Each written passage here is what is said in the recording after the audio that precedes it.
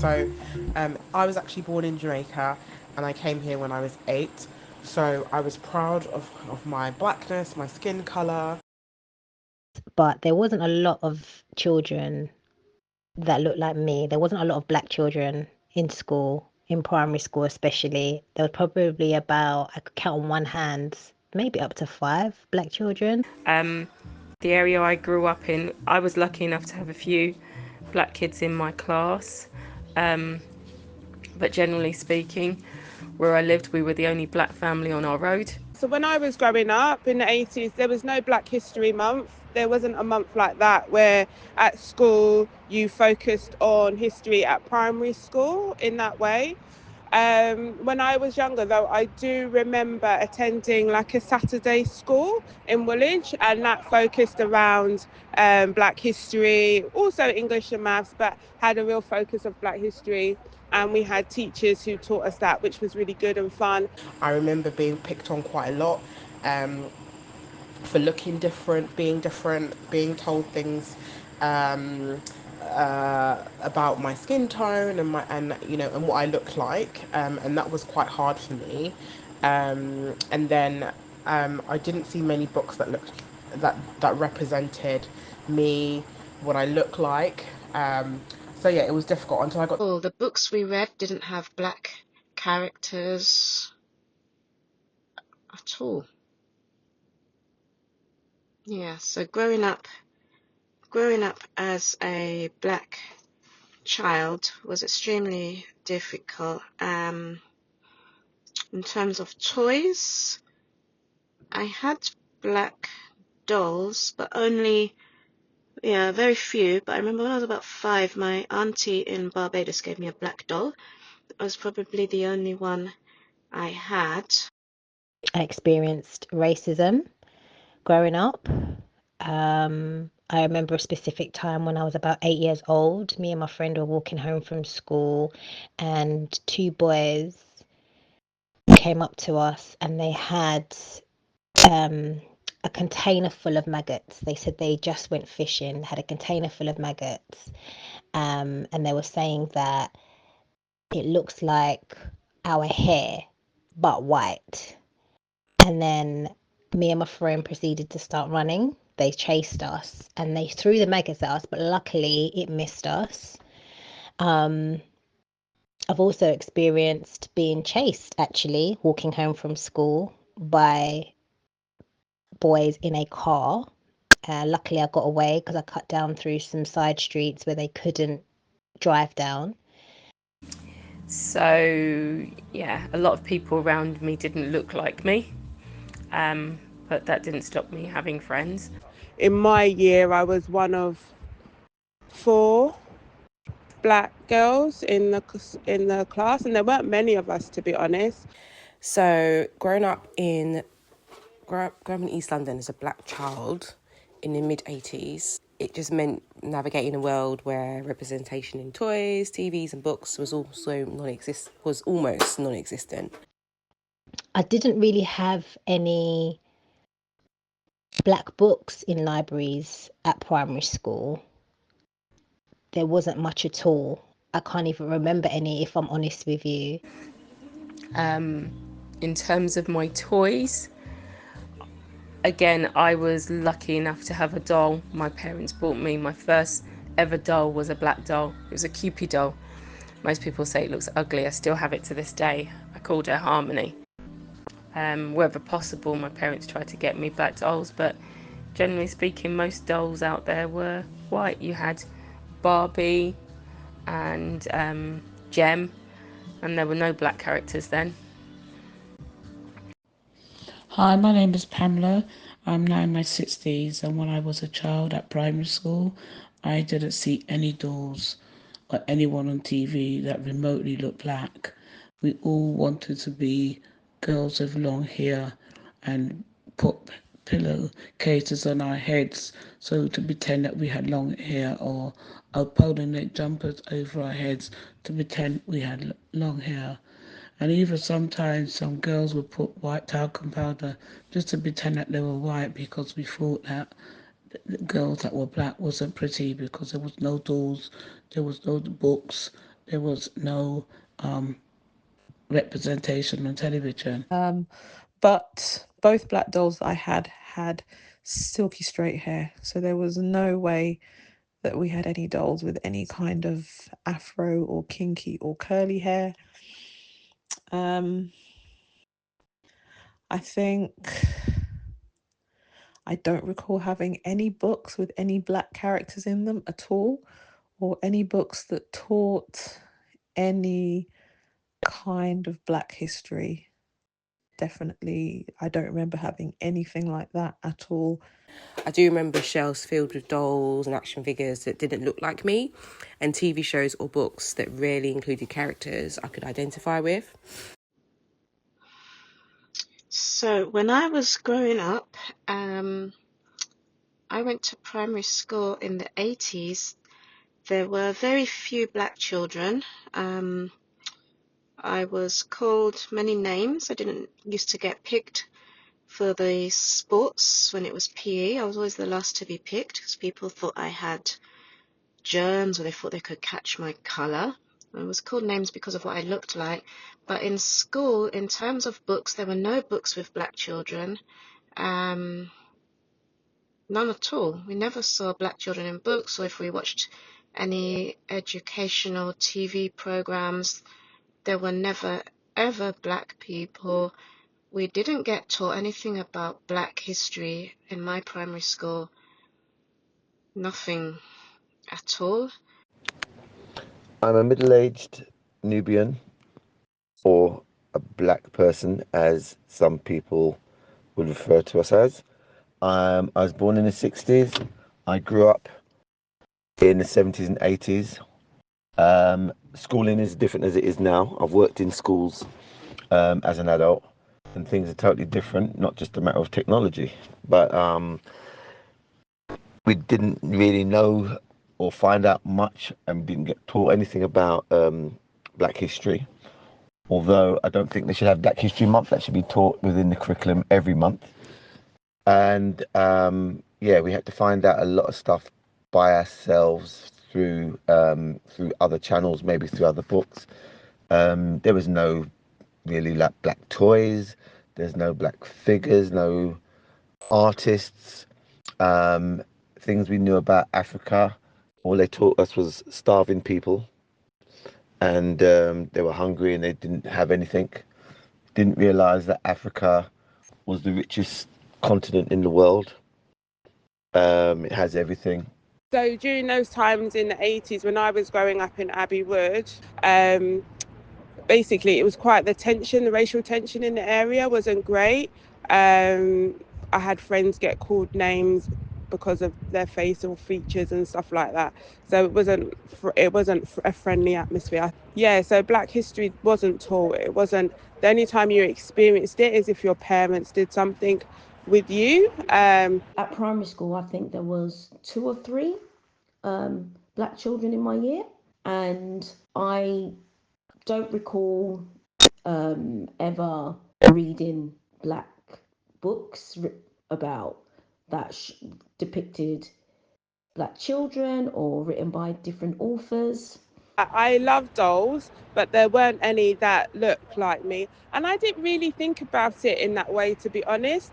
What I did do was braid their hair and, plait their hair and do all of those things to it. But yeah, I don't know if I had that awareness or recollection of thinking, oh, they don't look like me. I just made them reflect like I like to do hair. So I just made the hairstyles reflect the hairstyles that I grew up wearing. So came braided their hair and things like that. I loved my dolls, but yeah, didn't have any dolls with representation. Didn't really have, no, I didn't have any books either. So I was growing up in the 80s, and it was very different with regards to all the books and the toys, and even the like cartoons and characters that you see on television now. Basically, there wasn't any. There really wasn't. Okay, so I was born in the 1960s, 1965, And the earliest I can perhaps remember back would be around in 1972, 73. No, there were no black dolls. If there were, not on my high street or not within the vicinity for toys that I were bought. So our dolls were either blonde hair, blue eyes, or long brown hair. That was what we had. As far as I can remember, and none of our books, whether they were Christian books or um, storybooks, there were none, if I can recall, that had any storylines or pictures of black children in. So that wasn't something that was available during when I was growing up. Now, for my son, that was in the 90s, 1992. I specifically went out looking for books that reflected black children, and I did find them, but it wasn't on the everyday high street. I had to go to like book community events that were specializing in black children's books, just like you would do if you wanted to purchase birthday cards with black people on them.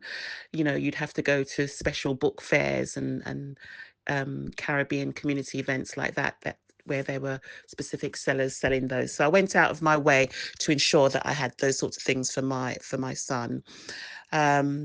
And I recall that he was into Action Man at the time, and I think there was only one black Action Man, which I made sure I went and got that. I can't even remember the name of it now, of the actual character now. But very difficult times. As I say, things got better in the 90s, but you had to specifically go out and go to special events to look for the things that you wanted to reflect the black community. It was very lonely, isolating, and generally we were made fun of a lot. So certainly didn't have the opportunity to learn anything at all about Africa. Funny enough, I actually went to an awards ceremony last week, and Baroness Florella Benjamin was presenting, and I remember her as a child watching TV and just finding it so strange because she was black and there wasn't many black people on TV doing things for children. And what that meant is that it just left me feeling somewhat invisible. I said the stories and lives that I knew about that mattered didn't include people like me. In school, we didn't learn very much, if anything, about black history, actually. This gap left me with questions and a feeling of disconnect, like my history and heritage were somehow missing from the bigger picture that we were taught back when I went to school. And I remember back in 1966 telling the stories, but when I looked at all the illustrations, they were all of white children. And I said to the producers, this young actress who's just done a great job, I said to the producers, Cynthia, darling. Now, I'm telling the stories. Sometimes I use my Caribbean accent because I was born in Trinidad. And yet all the imagery and all the illustrations are all of white children. Can't we have some black and Asian and Chinese faces in the illustrations? And she said something to me very interesting. She said, oh, we haven't noticed. That's when I realised what my mission in life was. I think the only black representation that we had on television at the time was probably Floella Benjamin, and I think that was was it Playbus, the program? I can't remember what it was called. But yeah, I did actually, though, no, I did have one black doll from when I was quite young, and it was a black baby doll. I think I got it when I was about 1 or 2, and her name was Ebony, and I had her for years and years and years and years, basically until her eyes fell out. In my case, I was born in Ghana. I was born in Ghana and my parents lived in the UK. I went to an international boarding school up to the age of about 13 when I came to England. So I would say that, interestingly, history portrayed to me in the Ghanaian national curriculum focused a lot on colonization, the impact it had on Ghana, and also the impact it had on the tribes, and how Ghana had sort of moved from previous times during the Great Wars. For example, I'm of the Ashanti tribe. So for me, growing up, I saw warriors like Yasantua who would not succumb to British rule and tried everything they could, Queen Mother of the Ashantis, to try and stop that tribe being colonized. So I felt very, very proud of myself growing up as a young African girl, that at a time when all the rest of, the tribes which had made up Ghana were conquered, Ashantis were the last to be conquered. So growing up in Ghana, I was very proud growing up.